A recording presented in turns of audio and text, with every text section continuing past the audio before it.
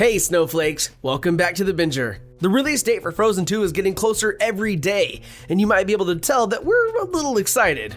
We can't wait to catch up with Anna, Elsa, and the rest of the gang to see what's in store for them next. There are so many theories about this movie that it's difficult to keep up with them, but today we're going to dive a little bit deeper and see how things might go down. It's story time! Let's do it. One of the most popular theories out there is that Anna will somehow discover that she's got powers too. Instead of having ice powers though, many believe the youngest royal sibling will have fire powers.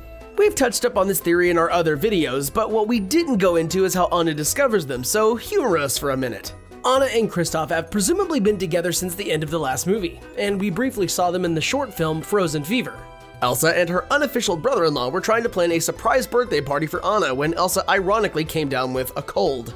As the flick went on, Elsa got worse and worse until she was unable to get her party on. Every time she sneezed, little snowmen would appear. What if Anna got really sick in the new movie and developed some sort of fever? Kristoff could be tending to her needs when her temperature reaches a new height. She reaches for a glass of water and instead shoots flames out of her hands, injuring him, just like Elsa accidentally injured her when they were children. It's sort of poetic, right? Anna, determined not to hurt her soulmate and confused by her newfound powers, flees to Arendelle to try to figure it all out. Remember in the trailer when Anna is seen sitting on a rock in the ocean, seemingly stranded? What if she did that to herself to avoid setting anything else on fire? Elsa and Kristoff battle to get Anna back, and when they do, they're able to help her keep her calm under pressure with the help of the trolls. Soon, Anna is completely in control and loving life. The three, alongside with Sven and Olaf, decide to go help other people that they've heard of with similar elemental powers, which leads us to our third theory. We know that there are going to be two new characters in the movie, right? Evan Rachel Wood of Westworld fame and Sterling K. Brown from This Is Us are confirmed as cast members, but neither actor has said what part they play. There's a lot of secrecy here. However, the trailer clearly shows two new characters playing in the leads. What we see appears to be a girl with red hair and a guy in a black coat. Coincidence? If we've learned anything from watching movies like Frozen, it's that it all comes together in the end. Anna, Kristoff, and Elsa could have heard about two youngsters who were wreaking havoc with strange mystical powers in another part of the world. As Anna has recently realized how difficult it is learning to manage her own abilities, the sisters feel obligated to try to see if they could help, so they make a long journey to go get to them. When they get there, they discover that the girl in question doesn't really want to be helped. She loves her powers, and she's young and arrogant, thinks that she can do whatever she wants with them. And she doesn't appreciate their meddling. Swiftly, the two youngsters team up against Anna and Elsa. So that would certainly provide us with a villain, and we know there isn't a clear one yet. On the flip side, there's been a lot of speculation that Elsa is getting a girlfriend. So could this new girl be the love interest? But there's nothing to say that she could start as an antagonist and become romantically involved with Elsa. The Ice Queen managed to redeem herself after she went all nasty on her sister in Kingdom. Writers had initially intended for her to be the evil one in the movie, but gave the role to Prince Hans instead. Elsa could take a shining to the redhead woman. Maybe she knows that she isn't really evil, but she just doesn't understand the kind of damage she's doing to the world and those around her. The Queen of Arendelle herself is a complex character, so if she's going to fall in love, then it could be a fitting match. Idina Menzel didn't rule out the idea either, and the LGBTQ community are fully behind making Elsa a gay female character. Those ideas are just tips of the iceberg. There's another line of reasoning that also gained a lot of attention in the fandom. At the beginning of Frozen, we come to learn that Anna and Elsa's parents perish at sea while on some sort of official journey. However, we only see the ship go down and nothing else. The passing of their parents is just a key part of the story of Frozen, as it caused Anna and Elsa to drift apart. Once they made amends, they finally got a sense of family back, but it's not quite the same without Mama and Papa. In all likelihood, writers didn't go into too much detail about the fate of the King and Queen to avoid upsetting the young audience. Which makes sense, but hardcore fans think that it's been done just so the characters could return at a later date. In other words, the upcoming movie. How would this story play out? Allow us to explain.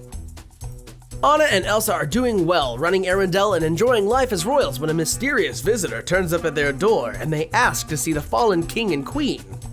When the stranger is told of their passing, they say it's impossible, and they saw them a few years prior in a different part of the world. Dun dun dun! Epic, right? So, Elsa and Anna are hopeful of their parents really are alive, but also concerned that they may have suffered some sort of setback while returning home.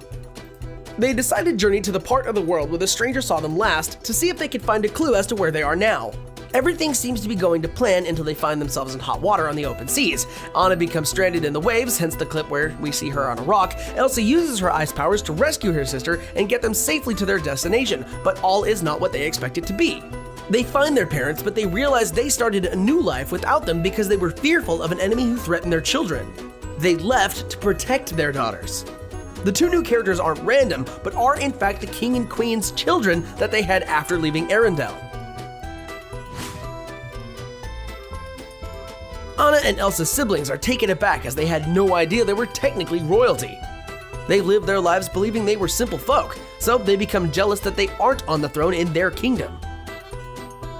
Then they hatch a plan to off Anna and Elsa and take Arendelle for their own as they feel it's rightfully theirs.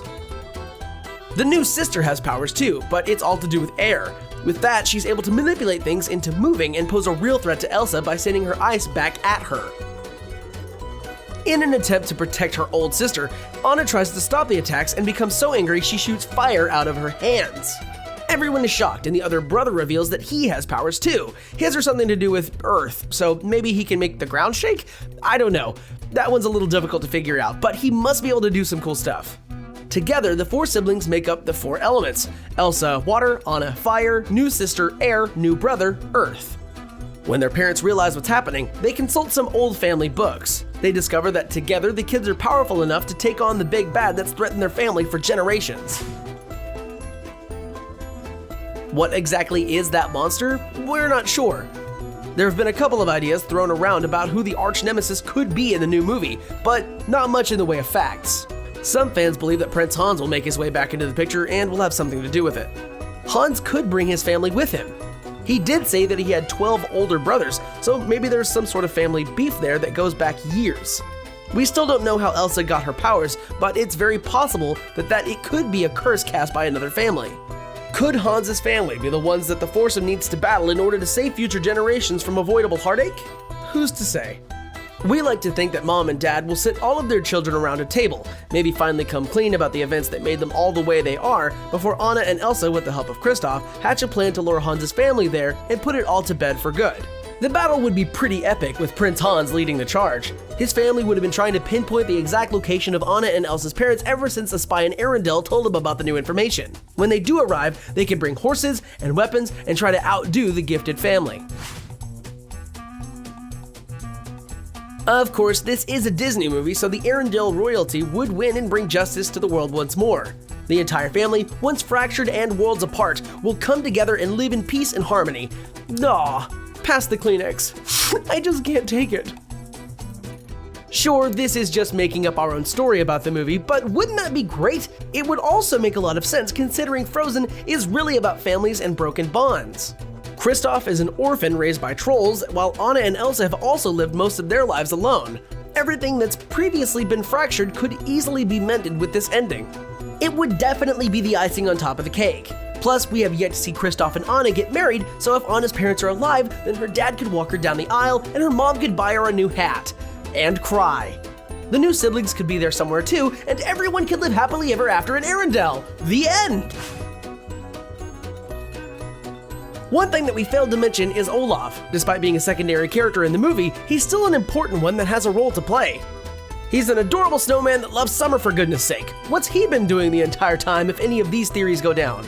There's not a lot out there about this role in the movie, but we can guess he's making jokes left and right and hoping his friends stay safe. But then again, if Anna does get fire powers, then Olaf might feel like he needs to keep his distance for a while. That could be another factor in helping Anna understand and control her newfound magic. Unless she wants to end up with a melted puddle at her feet, she knows she has no other choice but to get it together. Considering how much Anna and Olaf love each other, that could make for some interesting and touching scenes. We could even go one step further and suppose that Anna does melt Olaf entirely by accident and Elsa has to refreeze him all over again to save him. Poor Olaf. There are so many different, weird, and wonderful ways that any of the scenarios we mentioned could play out, but we know that whatever the writers have done with the movie, it's going to be great. We've waited too long for it to be a second-rate sequel, and there would probably be a riot if it's nothing that we hope for, so you know, no pressure, Disney. What do you think? Have we got all this wrong? Are we sounding more ridiculous than a snowman in summer? Maybe you've got a theory of your own that you'd like to let us know about. Send us your thoughts in the comment section down below. You know we love to hear from you. Before you go, make sure you give us a big thumbs up and hit that subscribe button. Oh, and please tell your friends. You'd really make our day. Until next time, thanks for watching, and we'll see you in the next video.